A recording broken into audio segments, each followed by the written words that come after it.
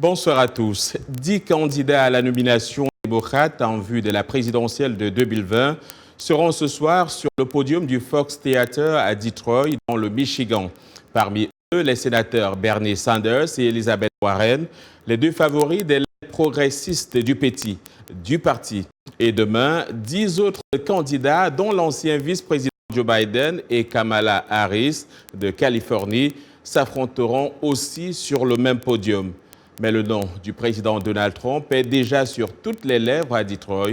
Le point avec Abdourahmane Dia. Les démocrates se sont donné rendez-vous dans la capitale de l'automobile, une ville qui leur est traditionnellement acquise. Dans les rues, les attaques du président Trump contre la mégapole Baltimore et ses dirigeants ne sont pas passées inaperçues. Le président Trump sait très bien ce qu'il fait. C'est calculé et en ce moment, cela détourne notre attention sur ce qui doit être fait et sur ce que les candidats ont à offrir pour nous permettre de prendre des décisions réfléchies en vue de 2020.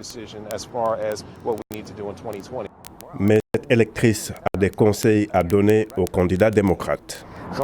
Je pense qu'ils vont devoir montrer qu'on va revenir là où nous étions, à un dirigeant fort dans le monde et réparer le mal qui a été fait par cette administration. Mais à Détroit, tout le monde ne tire pas sur le président Trump et certains le défendent même contre les accusations de racisme. Je pense que le président Trump aime contrôler le discours. Et imaginez qui parle des rats à Baltimore. C'est Reuters et CNN. Je pense qu'il se soucie des gens qui sont là-bas et il ne veut pas qu'ils vivent avec des rats et des vermines. La question raciale sera certainement au centre des débats ce soir et demain, mais certains analystes mettent en garde les démocrates de ne pas ignorer d'autres sujets qui préoccupent les électeurs, notamment la santé, l'éducation et l'immigration. Le président américain qui s'est par ailleurs défendu ce mardi des accusations de racisme à son encontre après ses critiques ces derniers jours contre un pasteur noir de New York et un élu noir de la ville de Baltimore. « Je suis la personne la moins raciste au monde », c'est ce que Donald Trump a déclaré aujourd'hui dans les jardins de la Maison-Blanche. Pour les analystes politiques, c'est une polémique que les candidats démocrates ne manqueront pas d'aborder ce soir à Detroit, où ils vont se retrouver tout à l'heure, on le disait, pour un deuxième débat étalé sur 2 soirées. Et pour en parler, accueillons justement de Détroit Philippe Quarter, notre confrère de AP, Associated Press. Bonsoir monsieur et bienvenue. Bonsoir. Alors 20 candidats vont prendre part à ces 2 débats dont le premier se tient ce soir où vous êtes. Que doivent-ils faire pour convaincre les électeurs avant les primaires qui commencent en février? Alors beaucoup d'entre eux, ils doivent déjà se présenter à l'électorat américain parce qu'il est encore très tôt dans cette campagne électorale et beaucoup de ces candidats démocrates ne sont même pas connus par l'électorat américain. Il est donc très tôt dans cette campagne électorale et il y a encore 12 débats en total. On est arrivé qu'au 2e ici à Détroit dans l'État du Michigan. Et il y a trop de candidats tout simplement. Il y a une vingtaine qui se sont qualifiés pour ce débat ici à Détroit. Donc on a dû diviser ce nombre en 2. Il y a donc 2 débats. Un ce soir, ce mardi avec 10 candidats sur scène, l'autre mercredi, donc demain avec encore une fois 10 candidats sur scène. Alors que doivent-ils faire pour sortir du lot? D'abord, il y a l'option d'attaquer pour un candidat d'attaquer l'autre et ainsi peut-être créer un moment viral qui va être rejoué sur toutes les chaînes américaines pendant les prochains jours. C'est une des options pour candidat. L'autre, tout simplement, je l'avais déjà dit, il faut se présenter à l'électorat américain avec 20 candidats sur scène. Ce sera assez difficile de sortir du lot pour ces candidats démocrates. Alors, les messages jugés racistes du président Donald Trump ont dominé l'actualité aux États-Unis ces dernières semaines. La question raciale sera-t-elle un des sujets principaux lors de ces débats démocrates et de quel poids pourrait peser l'électorat noir lors de la présidentielle de 2020? Alors le fait que l'électorat noir ici aux États-Unis a déçu les démocrates en 2016 est très important parce que ici au Michigan, c'est un des États clés où l'électorat noir américain a déçu les démocrates. Peut-être une des raisons pour lesquelles Donald Trump a gagné ici dans cet État clé. Donc il faudra les convaincre tout simplement sur scène ce mardi, ce mercredi aussi et pendant toute cette campagne électorale. Vous avez mentionné les propos considérés comme étant racistes du président américain, considérés comme tels par le président et par la majorité des Américains. Ces propos vont être commentés sans doute par tous les candidats démocrates sur scène. Il faudra juste voir avec combien d'agressivité chaque candidat va attaquer le président américain Donald Trump. Alors, Donald Trump, justement, pour gagner en 2020, semble avoir choisi parmi ses thèmes principaux les questions raciales et l'immigration. Dans le camp démocrate, quels sont, selon vous, les sujets qui pourraient dominer non seulement pendant ces deux débats, mais aussi face à Trump? Alors, je vais vous en choisir trois. D'abord, vous avez mentionné déjà l'immigration qui est importante pour le président Trump. Elle est aussi très importante, bien sûr, pour tous ces candidats démocrates. Il faudra qu'ils donnent des mesures, des solutions pour l'immigration assez massive sur la frontière entre le Mexique et les États-Unis. Bien sûr, la solution des démocrates ne sera pas la construction d'un mur entre les États-Unis et le Mexique, comme l'a promis le président. Ce seront d'autres mesures qui vont donc être présentées par ces démocrates au cours de cette campagne électorale. Il y a d'autres sujets très importants. La santé, la réforme de la santé est toujours importante aux États-Unis. Pendant chaque campagne électorale, rappelons-le, la réforme de la santé avait été faite par le prédécesseur de Donald Trump, Barack Obama. Lui, Donald Trump, a essayé de la défaire. Maintenant, il faudra trouver de nouvelles solutions. Un autre sujet important, bien sûr, c'est toujours la politique étrangère. Comment vont-ils se prononcer, tous ces candidats, sur la Corée du Nord, par exemple, l'Iran ou encore le changement climatique? Philippe Quarter, je vous remercie. Je rappelle que vous êtes journaliste à l'agence Associated Press. En République démocratique du Congo, un nouveau cas d'Ebola vient d'être diagnostiqué à Goma, dans la province du Nord Kivu. Par ailleurs, la démission du ministre de la Santé pourrait ouvrir la voie à la mise en place d'un deuxième vaccin expérimental.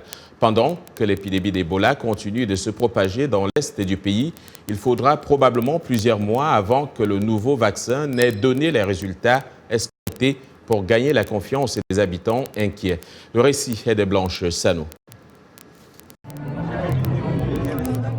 Le premier vaccin contre Ebola a été mis au point par Merck et déployé en 2018 à Bandaka, en RDC, pour lutter contre la propagation du virus et contrôler l'épidémie. Aujourd'hui, le pays pourrait tester un deuxième vaccin mis au point par le géant pharmaceutique américain Johnson & Johnson. Une décision qui crée la polémique dans le pays. Pourtant, l'épidémiologiste Jean-Jacques Mouyembe, nommé à la tête de l'équipe de réponse au virus Ebola, se veut rassurant. Pour le moment, il y a 3 candidats vaccins peu utilisés. Il y avait le vaccin russe, le vaccin chinois et le vaccin Johnson & Johnson. Et les études que nous avons menées au niveau de notre institut, nous sommes arrivés à la conclusion que le vaccin J&J, Johnson & Johnson, était le vaccin qui présente le plus de données. Alors, nous pouvons utiliser donc ce vaccin et nous pensons que nous allons utiliser ce vaccin. Le ministre Ilunga, démissionnaire, a déclaré que le vaccin J&J n'avait pas prouvé son efficacité et qu'il pouvait semer la confusion dans l'est du pays. Tous ces événements ont laissé place à un scepticisme au sein de la population. Ce qu'on n'encourage pas, c'est d'amener un deuxième vaccin, alors que le premier était déjà apprécié par l'OMS. Dans les rues de Goma, les étudiants en médecine ont déclaré qu'ils ne souhaitaient pas que les Congolais soient utilisés à des fins d'expérimentation. Je peux dire que l'État congolais n'est pas sérieux. Comment se fait-il qu'un État où il y a les intellectuels, le médecin, avec beaucoup de spécialités, accepter une telle chose, une telle décision? C'est inconcevable. On considère le peuple congolais comme une poubelle sur laquelle on peut expérimenter les choses qui ne sont pas encore expérimentées. Paul Stoffel, responsable scientifique principal de J&J, a nié toute tentative d'introduction secrète du vaccin et a déclaré que la société était en communication totale avec les autorités congolaises. À l'occasion de ces 20 ans de règne célébrés mardi avec la traditionnelle fête du trône, Mohamed VI, roi du Maroc, a appelé à un état des lieux du pays aussi douloureux et pénible puisse-t-il être. en souhaitant de l'audace pour trouver des solutions adaptées. Les précisions avec Dili Diko. Lors de son discours prononcé dans son palais à Tétouan, le roi Mohamed VI a promis lundi une étape nouvelle pour réduire les disparités criantes du Maroc. Son discours a été suivi par l'annonce de 4764 grâces. Certaines concernent des détenus du mouvement de protestation du Hirak qui a agité la région du Rif en 2016-2017. Ce mouvement, né après la mort tragique d'un poissonnier qui tentait de s'opposer à la saisie de sa marchandise en octobre 2016, a débouché sur des centaines d'arrestations et de condamnations. Certains citoyens peinent à voir l'impact de ces progrès sur leur vie quotidienne, notamment en ce qui concerne leurs besoins de tous les jours, la fourniture de services sociaux de base, la réduction des inégalités sociales et le renforcement de la classe moyenne.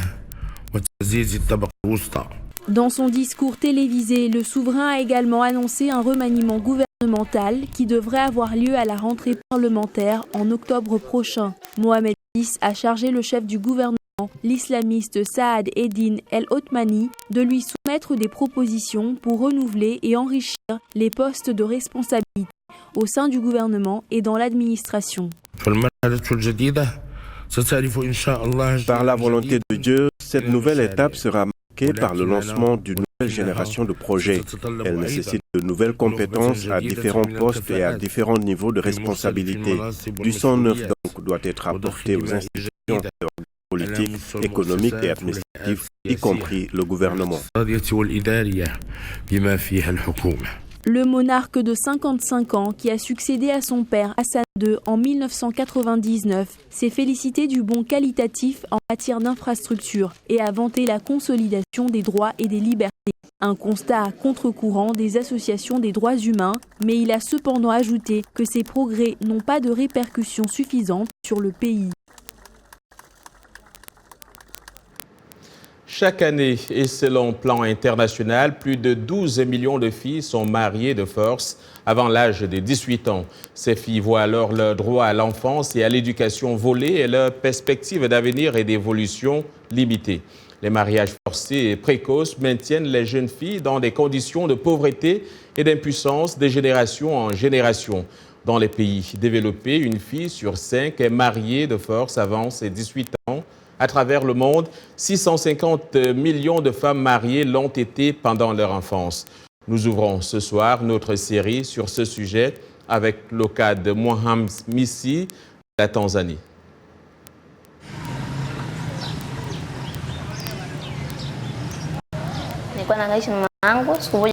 Un soir, ma mère m'a dit « Quelqu'un cherche une domestique ». Je lui ai dit que je n'étais pas intéressée. Plus tard, maman m'a dit que quelqu'un avait proposé de m'épouser. Elle a dit que l'homme était une bonne personne et qu'il était jeune.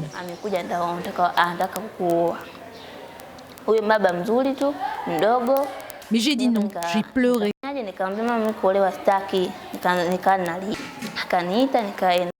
Ma grand-mère m'a dit qu'elle avait essayé de dissuader ma mère de me marier parce qu'à 14 ans, j'étais encore trop jeune.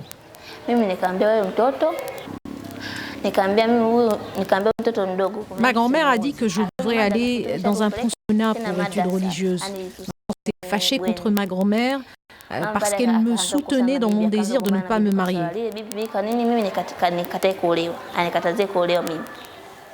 Il n'y avait pas de doute, ma mère était prête à me donner en mariage. J'ai pleuré pendant des jours.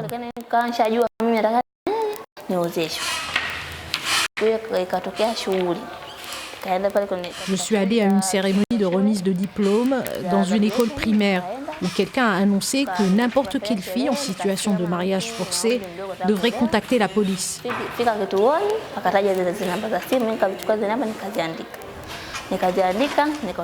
J'ai écrit le numéro. Grand-mère m'a donné un téléphone portable pour communiquer avec le futur marié. J'ai enregistré ses numéros de contact. J'ai appelé la police qui a demandé le nom du marié et la date du mariage. Ma mère ne voulait pas me donner la date du mariage ou le nom de l'époux. Elle m'a dit que ça ne me regardait pas. La nuit avant le mariage, un responsable local est venu chez nous pour me demander si je voulais me marier. Quand j'ai dit non, il a interrompu la cérémonie.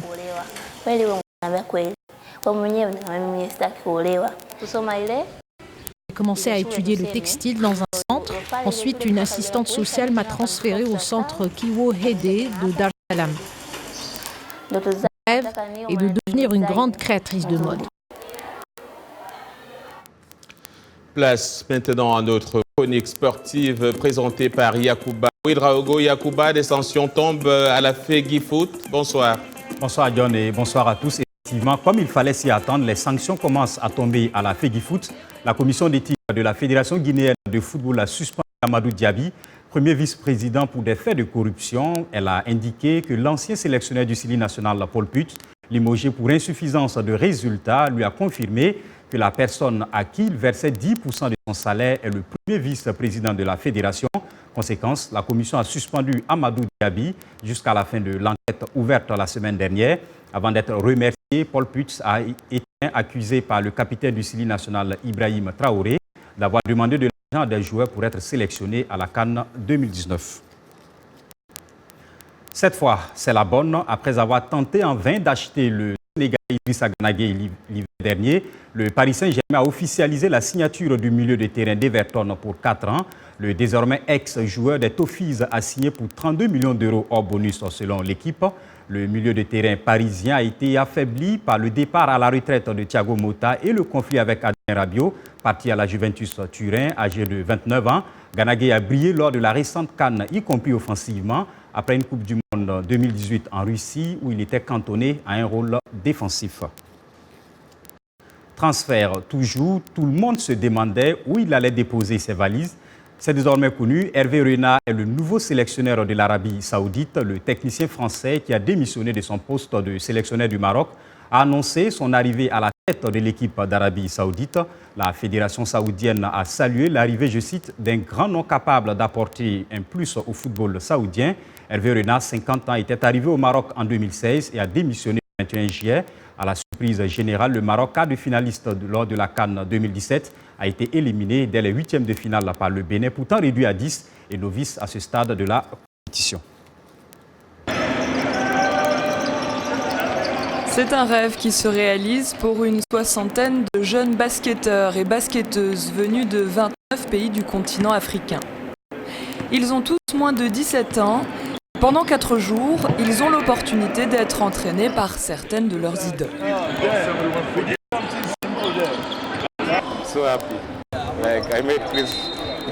Je suis si heureux. J'ai rencontré Chris Bosh. C'est mon joueur préféré de la NBA en 2012. Je suis si heureux d'avoir la chance de le voir. Côtoyer ces gens me fait beaucoup penser d'abord à moi-même. Parce que s'ils ont pu, pourquoi pas moi? Donc ça me galvanise, ça me donne de l'envie de bosser, de continuer. C'est justement l'objectif de ce camp. Donner à ces jeunes talents l'espoir d'atteindre un jour le Graal pour un basketteur, la Ligue nord-américaine. D'ailleurs, plusieurs coachs ont connu ce parcours. Il y a plusieurs années, ils étaient eux-mêmes élèves dans ce camp avant d'intégrer de prestigieuses écoles ou académies de basketball, puis la NBA. J'étais un campeur comme eux, donc je pense que je suis dans une bonne position pour leur parler de mon expérience, leur donner l'espoir d'atteindre un jour la NBA. Ils ont une chance d'apprendre, d'améliorer leur performance et d'être vus par beaucoup de recruteurs, de coachs et de managers. C'est un bon tremplin pour eux. D'être dans un camp comme celui-là avec les autres jeunes meilleurs des différents pays d'Afrique, ça donne un sentiment d'appartenance à l'élite africaine de l'âge. Et je pense que pour les jeunes, c'est une très bonne chose. En plus de l'encadrement des jeunes, l'événement entend promouvoir le basket et ses valeurs et laisser derrière lui un héritage. Hier, 2 terrains ont été inaugurés dans le quartier populaire de Kidiwai, dans la capitale sénégalaise. Dans notre stratégie de développer le jeu, des infrastructures de ce genre sont indispensables pour que les jeunes aient accès à des terrains comme cela, comme le foot. Les enfants peuvent sortir et jouer n'importe où. Et notre objectif, c'est d'avoir de multiplier ce genre d'infrastructures partout dans le Sénégal et partout aussi en Afrique. Depuis le lancement du tout premier camp Basketball Without Borders il y a 17 ans, plus de 90 infrastructures de ce type ont été inaugurées à travers une trentaine de pays. Voilà, toutes nos excuses pour ce reportage qui est arrivé sans avoir été lancé, vous l'avez sans doute compris. Il s'agit bien sûr de basketball et Alison Fernandez, notre correspondante à Dakar, a rendu visite donc au campus de la 17e édition du Basketball Without Borders. À demain. C'est la fin de ce journal. Merci à toute l'équipe qui l'a préparé et à vous de l'avoir suivi. Demain est un autre jour. D'ici là, excellente soirée à toutes et à tous.